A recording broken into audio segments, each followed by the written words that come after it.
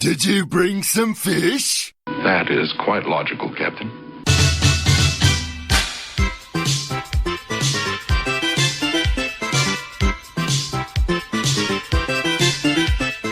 Where shall I strike? Test your might. Test your might.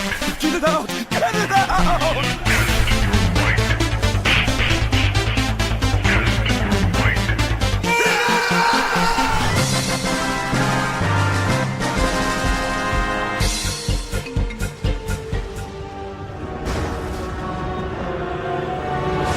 Your mother was a murderer! You smell like a leopard! You are Hello, everybody, and welcome to the Geek Card Show 139. I am Razerbug, and with me is the wonderful Robbie Glow. Hello. Hello. I hope everybody's well. Before we go into our Geek Weeks, it's unfortunate that I have a rest in peace to read out, which is something that sort of struck me a little bit more than I was expecting. This is why I'm sort of singling this particular one out. This goes out to Jeff Robinson, otherwise known as In Control. He was a fantastic WCS StarCraft 2 caster. He'd called BlizzCon shows. He'd worked with some of the greats, and was unfortunately taken from us at the nothing age of 33. And it was very, very sudden. This was just over a week ago, but I only found out a few days ago because obviously the family didn't want to make a big deal out of it early on. And I was kind of stumped by this one. I didn't know the man at all, but as a big StarCraft 2 fan, I realised I'd spent a lot of time watching his content. So yeah. That was a slightly sort of sombering way to start last week. But there we go. Yeah. So, on more brighter news, how was your geeky week this week, Robbie? Pretty geeky, I'll have to say. So aside from the usual WoW stuff, we didn't actually raid because it was too hot. It was too warm, yeah. I logged into the chat to say, I'm sorry guys, but we're just too warm, we're not going to make it, and realised that the rest of the raid had beat me to it. Yeah, I mean, we ended up having five or so, six of us doing mythics instead, so that's why I haven't done any more this week, because I've already done it. But they were on at about, I think, at 9 o'clock, and they were like, well, we don't have any healers. Is there any healers about? And I think I was the only one that could just about manage not melting. Wow. Yeah. So managed to do a few mythics, and the new season is sort of in full swing now, and it's going pretty well. I think it's scaled quite nicely. I was going to say, because they've rebalanced it twice since the aborted run we had of trying to go through Mechagon, and I've not been able to play since, in at least in terms of Mythic Plus. So sort of, how are they feeling now after two rebalances? It's weird. Like a 4 and a 5 feels super easy, and then you get to 6, and it's like, oh, okay, this is fine. I can deal with this. It's just about all right. And then a 7, it ramps up. Last season, I think it was between an 8 and a 9. That was the point where it was noticeable, and now it's between 6 and 7. Okay. But yeah, it's balanced in a weird way at that higher end, because I think it's because now the 7s are more like 9s and 10s. Okay. Because I think they've scaled it in such a way that means that even though it's a lower key, the rewards are still higher because it's still a higher difficulty for the season. Mm-hmm. So I've been getting 430, 425 out of the week chest for doing 6s. Oh, that's good. So that's all right. It doesn't feel like you're missing out Which it also feels like you don't have to do as much for it, which is ironic considering how this expansion has been so far. This patch has been so far. Oh yes. So you could do 2 or 3 mythics, and you're like, well, I can't get much progress, and I'm just still going to get the same thing. So I might as well go back and do my rep grind or something like that, because I'm starting to feel it now on that.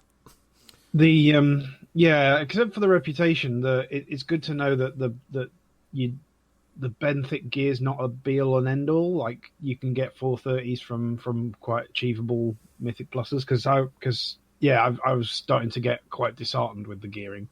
Yeah, I mean it's kind of annoying because for professions, for enchanting at least, you need to have like a certain amount of the mana pearls to exchange for these other things for enchanting.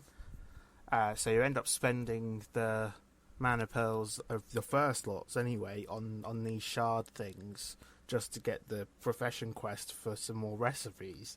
So I've been picking up the gear obviously, but not past the first or second stage, apart from when the game tells you to do it. Because I've been like, well, I'm not coming across these as easily as I would like. So yeah, I've been spending it mostly on professions now. That's fair enough. Yeah. And then outside of WoW, I got a chance to play the new Jackbox Games party pack thing on Steam. All right. And I don't think I know what that is. It's basically a bunch of games that it's play on your phone, but multiplayer on a screen. Okay. So it's like a quiz thing with various different sort of games like Pkmn and stuff like that, but with a bit of a twist on it. And they're pretty fun if you've got like 5 or 6 people together, just wanting something to do that isn't a board game, because it's like nearly everybody has a smartphone, and you can use it on a tablet and all these sort of things. You sort of set it up on Steam, and it gives you like a code that you log into on the Jackbox website, and then it's sort of an interactive game like that. That sounds cool. So yeah, if you haven't heard of them, have a look, because there's like 4 or 5 party packs now, and a lot of the games are very, very good. So cool. Give it a go. Yes. Yeah, I will. Yeah, no, I've not really logged into Steam for a long time because A, I don't have a lot of time to game, and B, my PC's been up the swanny, so I haven't really. It's been over a month or so since I've logged in and looked at anything on Steam. Speaking of your PC, though. Speaking of my PC, though, just to put something in context, I do want to say, when we say that we cancelled the raid because it was too warm, we should quantify that as it broke records in being 38.7 degrees in the UK in one place. I know, and it wasn't even in London that it was the hottest. No, so that's was the thing. It was in my hometown of Cambridge. Oh, one of my hometowns, I suppose. So yes, that's 101.66 Fahrenheit for those of you using old money. Yeah, that was pretty damn warm. And the thing that people have to remember is that temperature I'm not sure if it's a worldwide standard, but in the UK at least, the temperature is recording in the shade. Yes, so that's a good point. So it probably felt more like 40 or 42. Or 100, yeah, 100 and something 11, I think it might have been in the sun. And bear in mind also that the English buildings are designed to keep warmth in during winter. God, outside of an industrial setting, it's very rare to find air conditioning. Did not sleep very well last week at all. I think everyone was on the very much on tender hooks in terms of their moods. My partner and I were just having a shower, not bothering to dry, and just getting into the bed and just steaming, basically. Oh yeah, I mean, I resorted to putting ice cubes in a hot water bottle, obviously filling it with cold water. I'm told a good one is fold up a completely dry T-shirt and put it in the freezer. And because it's completely dry, it won't actually go hard. It'll just become extremely cold, and then you can put the shirt on and obviously take a because as long as there's no moisture on it. Yes. There we go. So yes, it was warm. I did, however, make the whole week worth it because now my PC is fixed. Yes. Oh, It God. was a faulty RAM module which wasn't being identified by software that I was using to try and identify which was faulty. But in the end, a game of one stick at a time running Windows memory diagnostic identified just the one stick, which was good. It was, of course, the last one I tried. I don't know if anyone who is listening to this also follows me on Twitter, but I was live tweeting the diagnosis of my RAM, which I don't know if anyone found amusing, but it was at least something to stop me ranting about Brexit for 5 minutes. So there we How go. long did it take you to do in the end? Oh, it took about 4 hours. I think I started at no, not quite that long. It took about 3 hours. I started at 9, and I was all done and finished and confident that the computer was working fine by about 12. And this is at night. Don't ask me why I didn't start work on this until 9 o'clock at night. I just couldn't face it. My favourite one that came out of all of that was doing IT work while drinking wine is the correct working practice, right? Yeah, yes, yeah. After 3 hours of drinking wine and working on the computer, it was a relief that it was just a swapping one module out for another, because anything more complicated than that, I was not going to be able to do it. Yeah. There was also sorry, go on. But can we talk about how not only was it the last stick, but also how shit customer service has been? Oh God.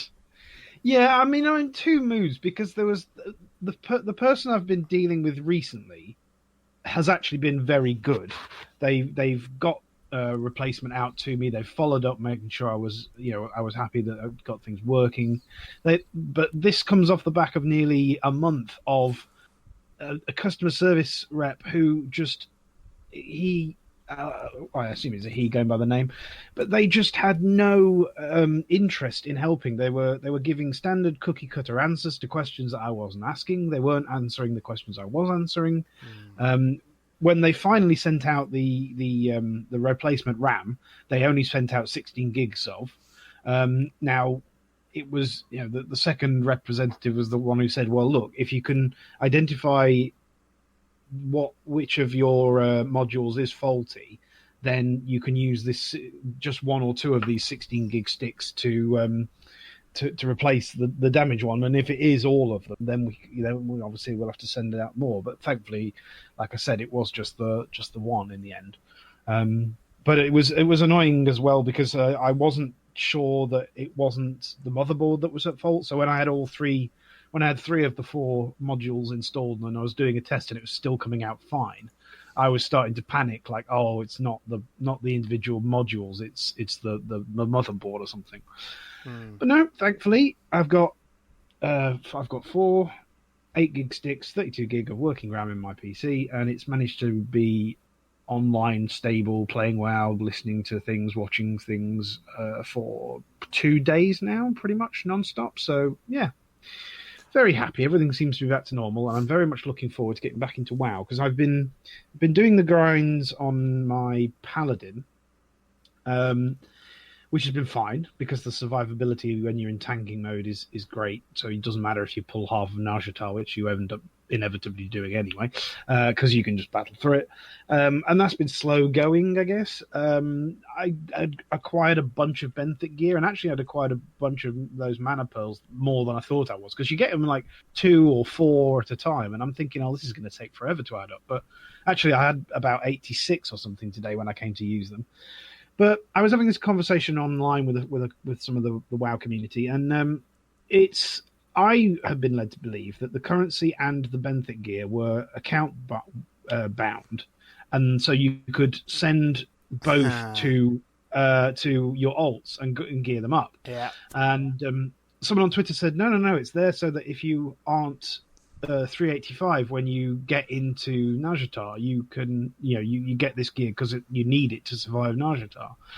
But that didn't really mean anything for me, because of our 5-man mythic group and of our larger raid group, we're almost all over 400. In fact, I'm over 400, and I'm one of the lowest geared because I'm maintaining two mains effectively. Well, you're maintaining two mains, and also not been able to apply to your fullest extent, because every Well, time this you is true. changed zone, or it would be the most random things, wouldn't it? It would be like if you entered a new instanced area, it would crash. If Yeah. you Hearthstoned, it would crash.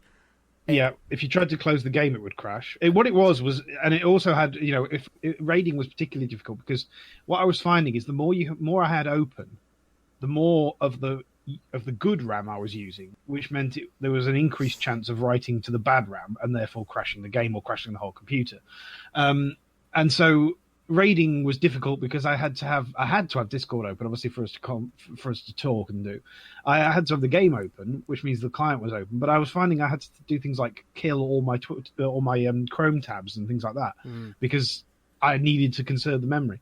And so yeah, we haven't been able to do Mythic. Well, I mean, you guys have, obviously, but I've not been able to do any Mythic Pluses because obviously I couldn't risk crashing and taking the timer down for everybody else. And I've not been able to do Warfronts or anything basically outside of just grinds in Najatar, which have been really, really annoying. And then grinds in not Mechagon. Yeah, I do mean Mechagon. Which have actually been quite enjoyable. I don't know what it is about the two different areas, but the even though the time sink in Mechagon is just as real as Najatar, it doesn't feel as annoying. So anyway, the long story short of that is I had to start taking my mage into Najatar as well, because I couldn't just do it on my paladin. And so I've been doubling up on content, which is, if anyone's listened to any episodes of this show, is something I really don't like. Don't even like watching, a film twice or reading a book more than once. I'm just weird like that. But yeah, so anyway, doing the grinds in WoW, and I've finally got to the point where I've started experimenting with the benthic system and using the mana pearls, and I put a 415 on my mage and a 420 on my paladin, and that was kind of like, well, okay, that feels good. That's quite a chunk of change. Jumping from a 400 item or a 385 item to a 420 is quite a good feeling. So I've been like, well, yeah, okay, I can live with this, I guess. But then hearing that mythics, that achievable mythics are rewarding like 430, I kind of prefer that. I think I'll probably focus more on getting mythic stuff done. Because as I say, I was having the conversation on Twitter, and people were like, oh well, it's not really for you, that area. If you're already over 400 eye level, just grind out keys.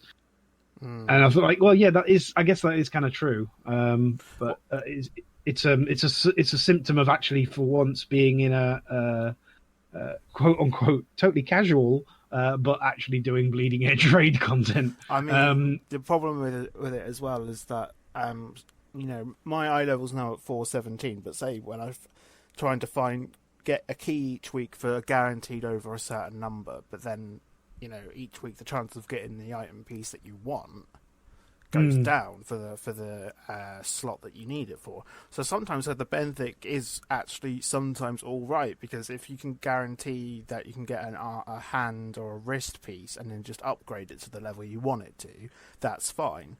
But having to rely on that for every single slot can get quite difficult.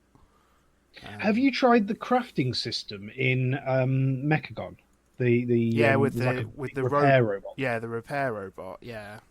Because that crafts trinkets and rings, and I was like, oh, that's really cool, because actually getting hold of a decent level trinket and ring is often, after maybe getting hold of a decent weapon, is often the hardest bit of gear to get. So along with the pocket computational device as well, that's a trinket, and so Mechagon actually looks like it's going to help with eye levels there, because on my characters, most of my items are over 400, but then the trinkets and rings are like 380. So it pulls the eye level down.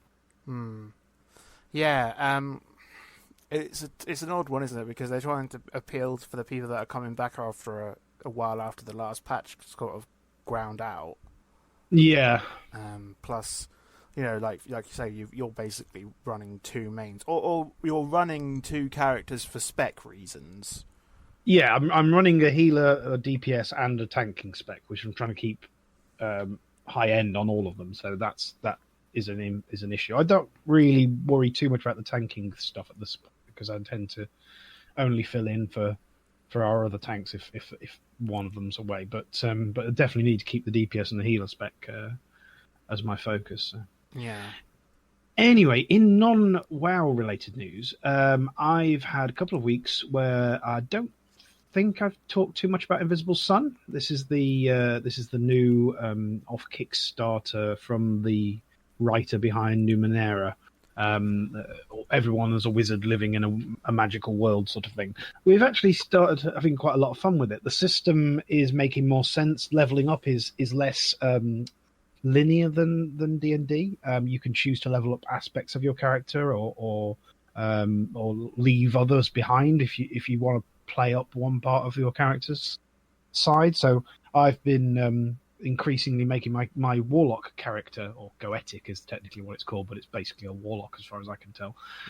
I've been basically angling for my warlock character to have fallen out of favor with his patron, or more accurate, that he's taken he's starting to get a bit of power and a bit of self-reliance, and therefore he's leaning less and less on his patron and more on his own abilities. And actually, with the customizable spells and things like that, I think I might have found a way of almost playing a warlock as a healer, which is quite cool. So I'm gonna see where that takes me, because we've started to get into some big fights now, and people have started taking quite a bit of damage. So there are none of the. I guess the Weavers are probably quite close to being healers, but yeah, there's no dedicated healer class, so it'll be interesting to see if I can turn my character into that sort of role. Yeah. The only downside I've got with the system is that the initiative order is basically PCs always go before NPCs, but then it doesn't really break it down any more than that. So we had a couple of issues where, because all the PCs are acting at the same time, technically, we should all be able to do actions, alongside each other, but actually that becomes really disjointed. So we then end up having to essentially take turns, which are not supposed to be happening one after the other, but because of the way people are, dealing with resolving events, they are.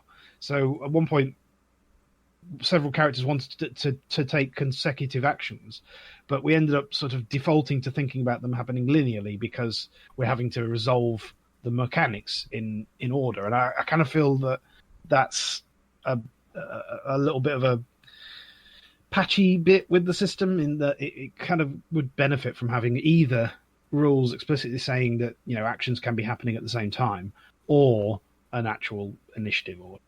Yeah. But I tend to find that with a lot of roleplay systems, to be honest, when they try and do new and interesting things with the initiative order. It's like, well, yeah, all right, but if it ain't broke, as they say. Yeah, exactly. Yeah. The other thing I've been doing this week is getting out and about a bit, because shocking. There's been, I know. There's been a special event going on in Pokemon Go. Well, actually, there seems to always be a special event going on in Pokemon Go. That's accurate. But in this particular one, for 1 hour of a day, and then for arbitrarily some hours outside of that 1 hour, certain Pokestops have been going shadowy black, and they have had a Team Rocket member standing in front of them. Yeah. And Team Rocket are officially in-game, stealing items from Pokestops and using dark Pokemon that they've powered up by some MacGuffin. And you have to fight the Team Rocket agent as if you were fighting another trainer, which is a lot of fun, actually. And then you get to catch one of their Pokemon that they've been illegally powering up, and you get to purify them. That's not heal them, purify them. And when you purify the Pokemon, their CP and their IVs jump up, which is good because you catch them at like level 10 or level 23 or something ridiculously low, and then power them up. And yeah, we went out for about 3 hours, I think. No, not quite though. About 2 hours. We went out around London. Just wandering and fighting Pokestops. And did you find that there are lots of other people doing it as well? We spotted other people doing it, but because it's not concentrated like a raid, you kind of just see, and it's every Pokestop, which in London the Pokestops are like every, I don't know, every 10, if that, every 5 minutes you'll bump into a Pokestop or two. So he kind of just sort of saw people drifting past each other. You can tell by the wire going from the phone into the pocket where the auxiliary battery is. That seems to be the hallmark of Pokemon Go players. Oh yeah, definitely.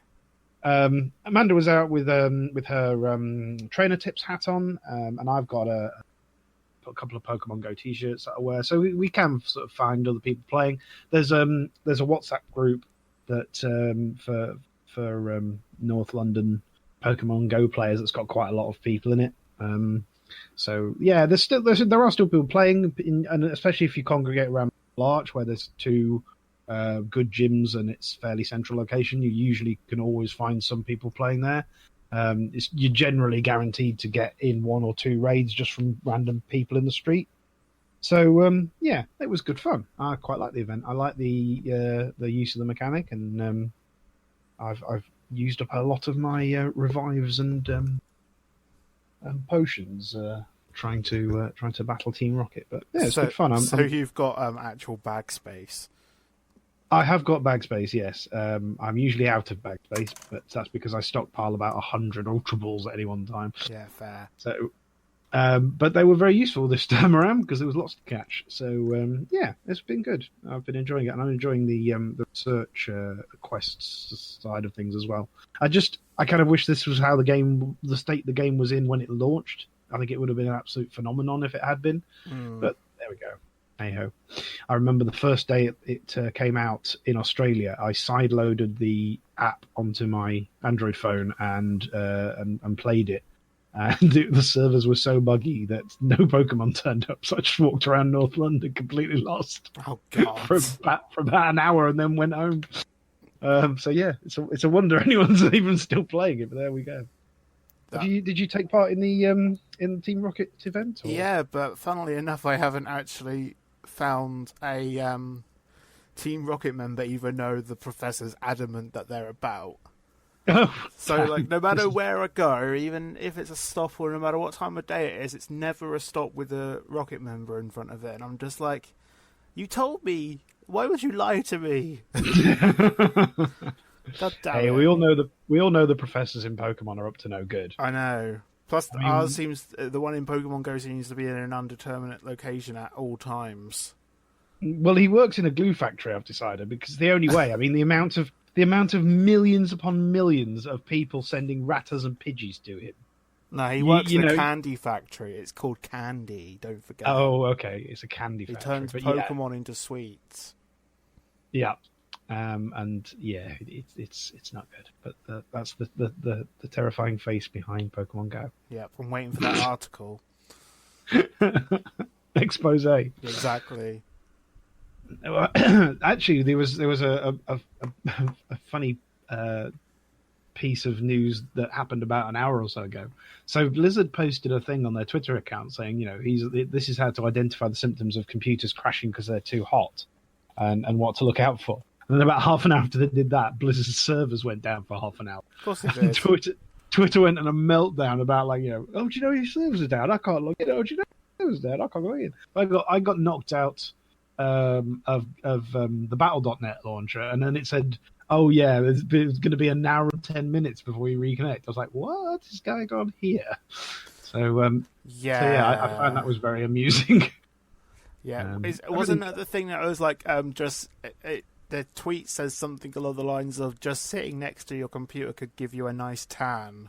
Yes. And then all the replies are like, your servers are burning. Yes.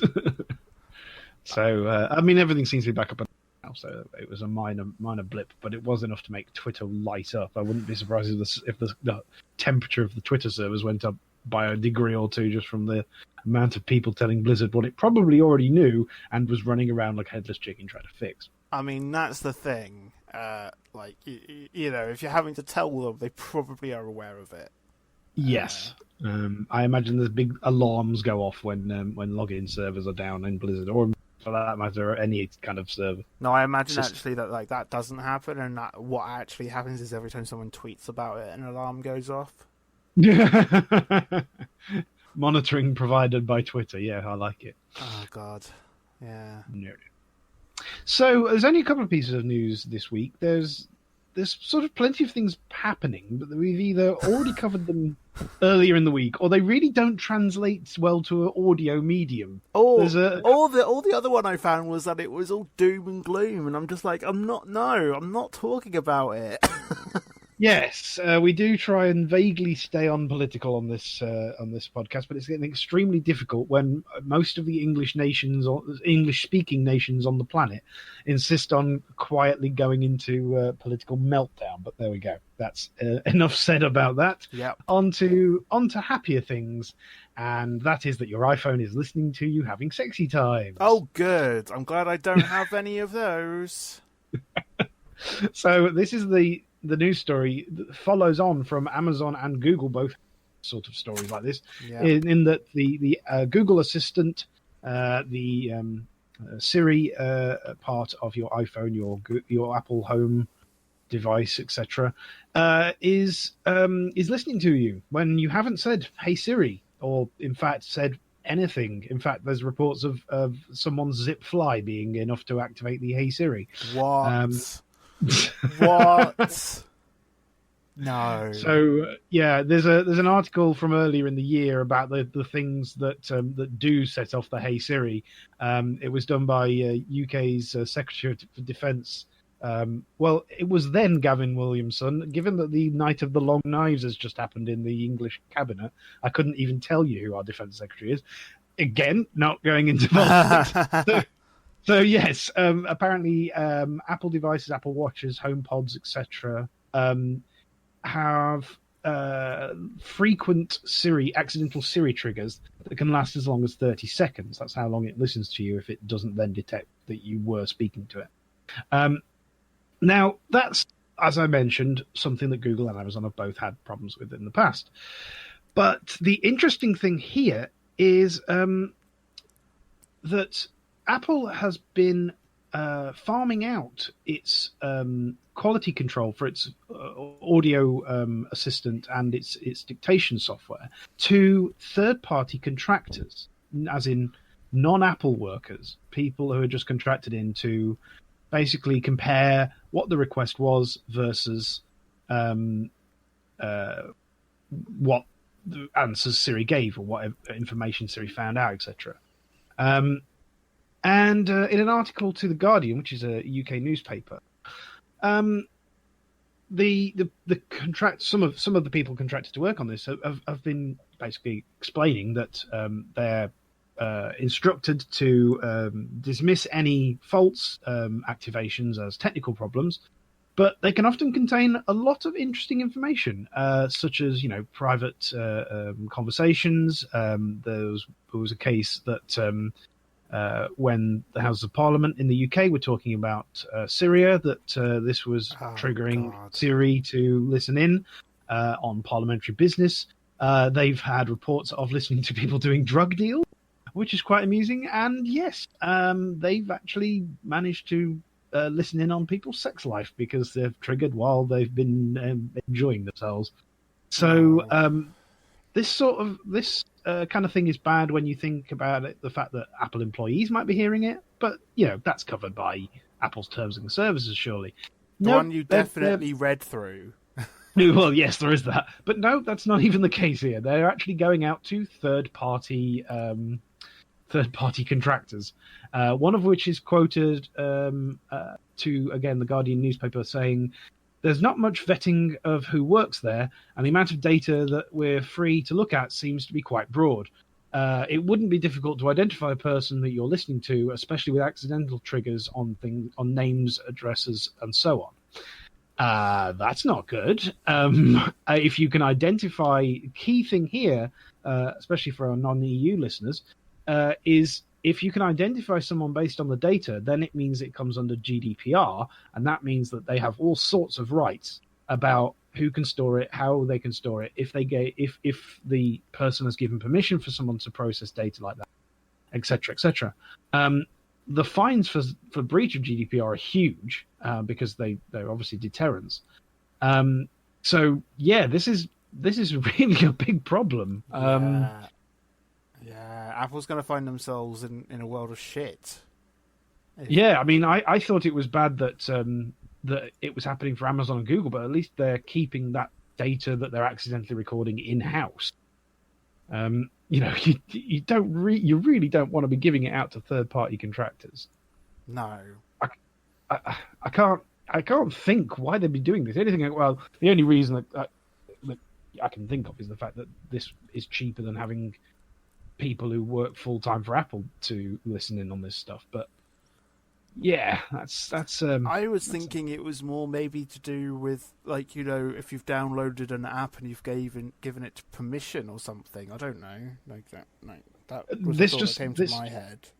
Yeah, I mean that's a sensible explanation, but no, this just seems to be that any device with Siri enabled is just picking up, starting to listen to you, even when you aren't talking to it, which is the exact opposite of how of the tagline "I only listen to you when you're talking to me" that Siri sells with.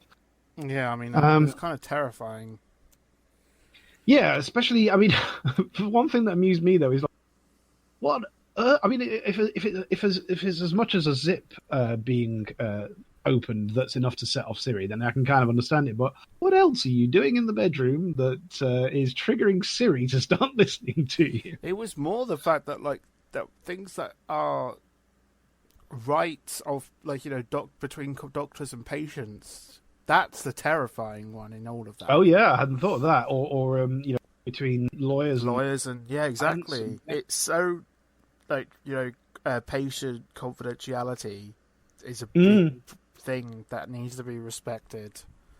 And it's not just happening with Siri either. You know, not to sound like we're Apple bashing. Like my Google Watch, it's quite frequently going into voice recognition mode, and actually that's not so much as because it's listening in and I'm saying a trigger word. It's actually because I'm catching the button on it too easily. Yeah. So things like that, you have no, you've no way, unless you completely disable the function, you've no way of completely turning this off. And then even then, they're not actually disabled. Like the same with, you know, if you turn your location off on your phone, chances are it's still recording your location. It's just not using it. It's just not using it's not just using a GPS. It's using probably your it's either signal triangulated from cell towers. Yeah, exactly, or Wi-Fi or whatever. But in some cases, you turn the location off and it just turns off the location services. It still keeps recording your GPS wherever you are. It's one of those things, folks. But the smarter our devices get, the more data about us that we're I'm just resigned. Collected. I'm just resigned to that fact. It just happens now. The worrying thing is that in the continuing on from the article in the Guardian, the contractor speaking to the reporter says that they haven't even been given any guidance about what to do if the recordings do capture confidential information. They've not been told what to do with it, or, you know, they're just, oh well, somebody heard something they shouldn't have done and move. It's kind of surprising that that not more isn't being given to protect people's data in this way. But there we go. Like you say, it's just a matter of when or who of the big three capturing voice data falls foul of something and gets a slap on the wrist. Which is kind of ironic considering that, like, you know, Google have been forced to stop providing software for certain Chinese companies based on privacy concerns. Then stuff like this happens all the time. So I'm a bit like, okay, so what was the point of that? Yeah, someone's listening to you. It just depends on pick your flavor. I think, I mean, this is pretty worrying. The other thing is, like, you know, the likes of Google, for example, the data is anonymized. You know, they deliberately don't keep. They track plenty of things, but they deliberately don't keep data that can tie it down to one person, because in the past they found it was useful to have a plausible deniability, as it were, when if and when Uncle Sam comes calling and demands to know what everybody's searched for on some such thing.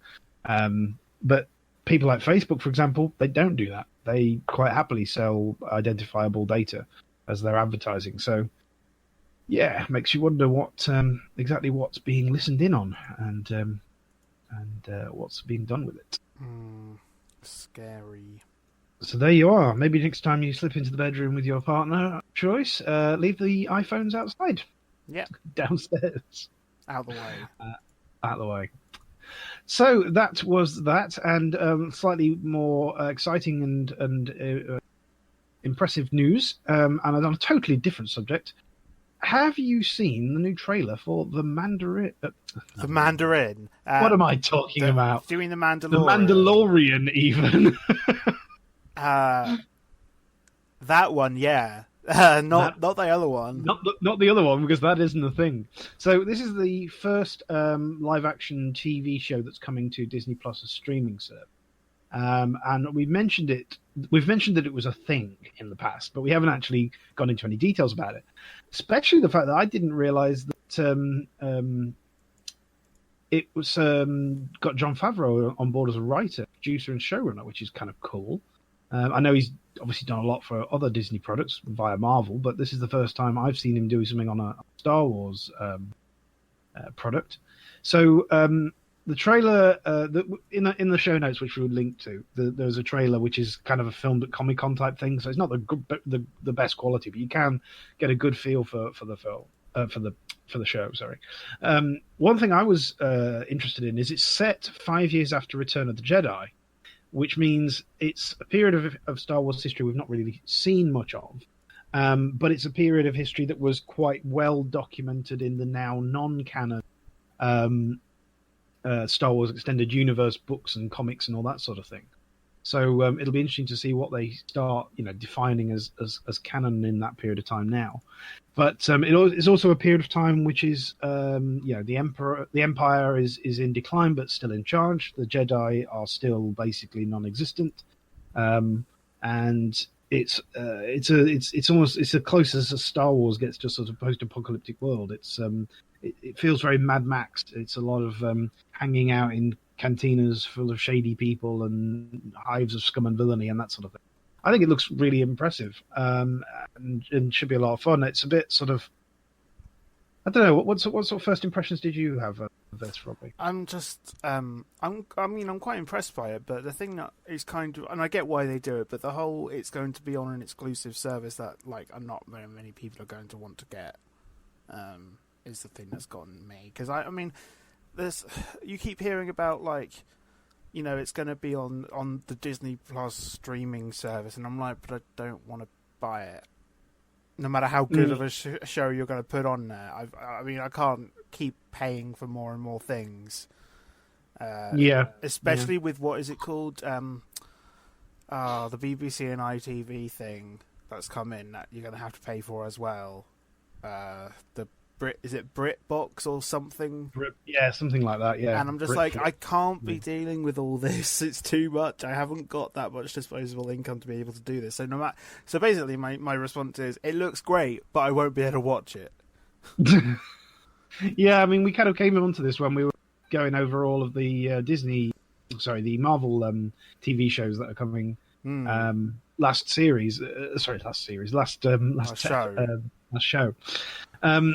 It is ironically like the more of these platforms are out there, the more people are probably going to turn to pirating it off the net, because, like you say, they'll have one or two services they can afford to pay for, but there's the content available on each of the platforms is more spread out and harder to access. Yeah, it's almost the opposite of the iTunes effect had on music pirating in the early 2000s. Yeah, and the thing that I find quite interesting in a way is that no matter how many times you hear of a company saying oh yes, we've got DRM on our streams and all this, it takes literally hours before someone's pirated it. No matter what you do. So it's gonna happen, I think. And I think just like the music industry, where people were up in arms about the fact that music piracy was a thing, but then it turned into streaming, and then they were still not getting paid. So, You know, it's one of those things where I think the focus on profit needs to be somewhere else, unfortunately. Or it needs to be something where corporations get together to put out a unified platform and then share profits. Oh, but that's never going to happen. Well, I don't know. I mean, there are rev share models in the entertainment industry and in the advertising industry. So, or at least do what they do on things like Crunchyroll, where it's like, you know, you get a service for free, but you get a shit ton of ads, but you still get access to it. Yeah, I mean, there might be a drive towards free tier, which works kind of like that. I know with the WWE, if you're a pro wrestling fan, that's just changing its model from a flat $9.99 fee to a tiered system where the bottom tier is free, and then like the mid tiers have some advertising but not all of it and that sort of thing. Yeah, because I know that like at some services like Crunchyroll, it's like you won't be able to watch things in like HD or 4K if you don't pay for it, but you can still watch it. And for most people that is enough. And again, if it stops people pirating it, then you know surely it's better to offer a free service than it is to. You know, because some people will get annoyed with it enough to pay for it. That's how it will work, and that's fine.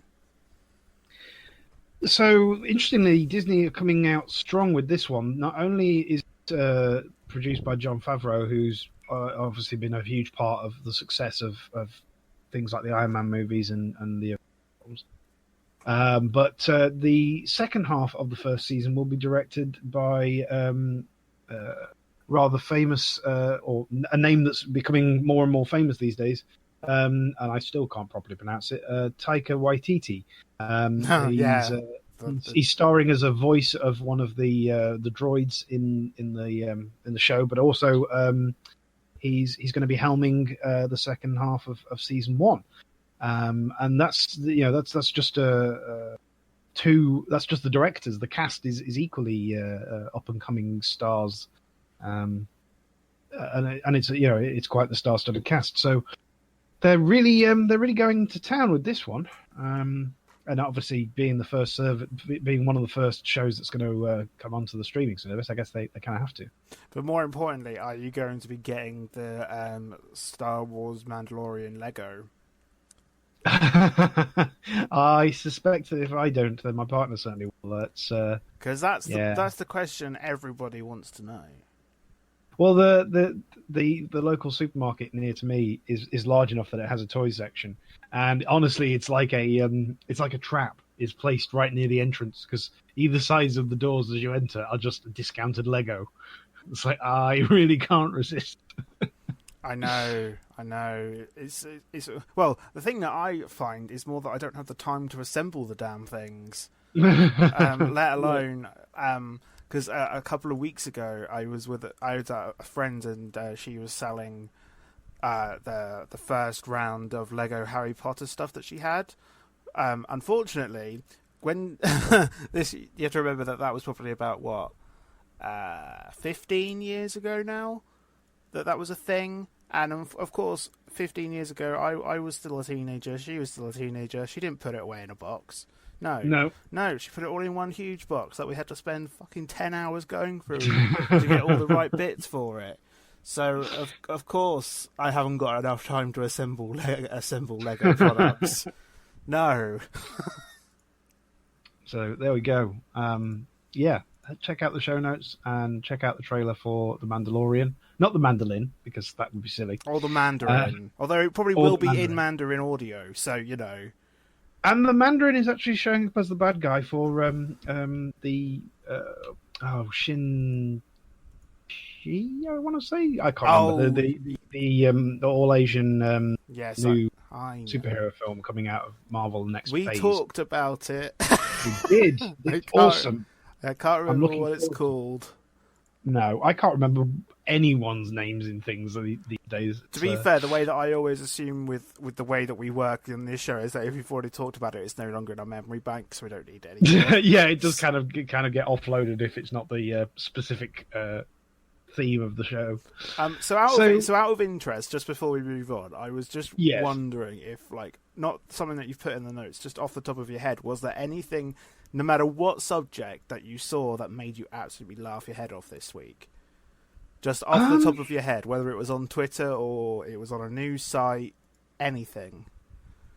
I spend a lot of time listening to pro wrestling podcasts, which is usually the ones I listen to. Weirdly enough, are almost exclusively a bunch of English lads, usually from the north of England, chatting nonsense around pro wrestling. And they've been cracking me up recently with some of the takes on things that, you know, the American pro wrestling audience just doesn't translate well into Geordie. No, I can imagine that it doesn't. No, so that's been amusing me. What about you? Mine is inevitably small animals doing adorable things. Well, this is a good staple of the internet. Yes. Apart from this one was kind of a bit of a twist on that, and it was just chameleons wearing ladybirds as hats. I've just retweeted another one that I've seen just so you can see it. Good, excellent. Everyone needs more. It's like, what was it? The one where it was like, was it? It wasn't an otter. It was something like an otter, though. On the back of an eagle or something, as trying to get across a river. What was it? Oh, I don't remember that. It's on the top of my head, but it's like, it's not a weasel. It's something like that. Someone will tell me inevitably. We'll have to consult EJ on all things otter or otter. Yes, otter and not an otter. Yes, definitely.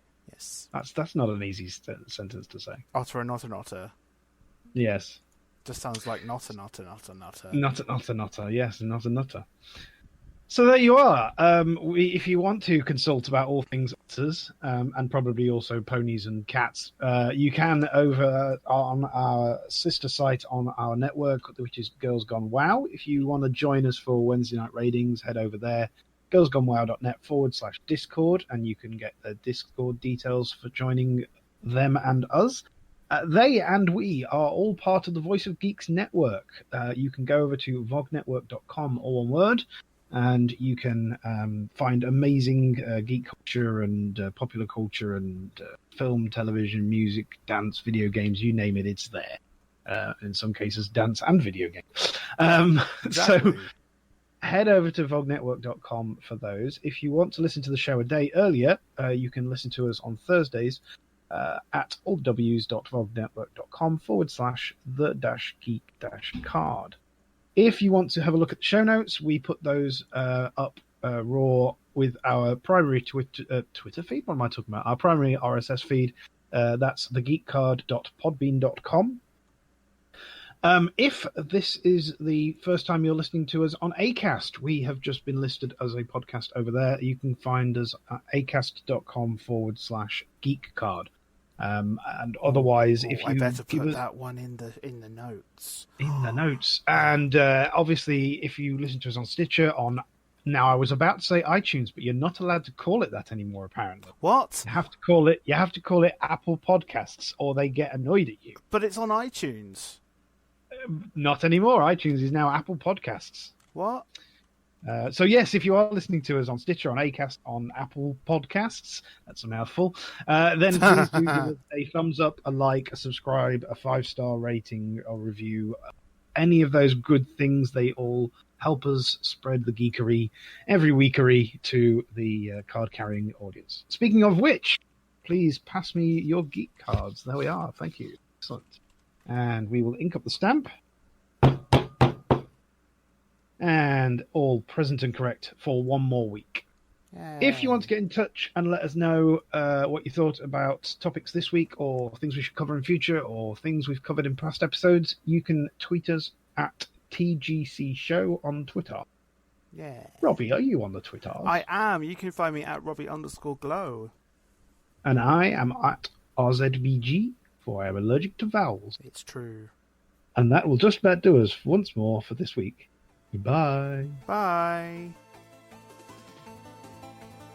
You've been listening to The Geek Card with your hosts, Razerbug and Robbie Glow. You can find The Geek Card wherever fine podcasts are found and on the web at thegeekcard.podbean.com.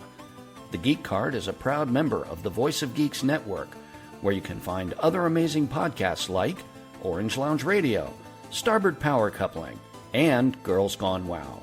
Find out more at www.vognetwork.com.